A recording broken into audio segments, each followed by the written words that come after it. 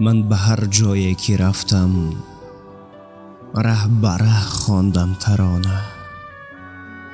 ماندم از خود یک حقیقت، ماندم از خود یک فسانه.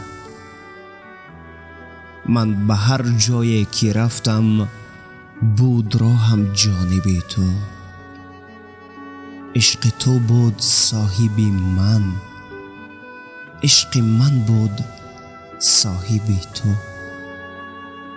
من به هر جایی که رفتم بودی تو در سینه من، یا چو بخت نقد دستم یا غم دیرینه من.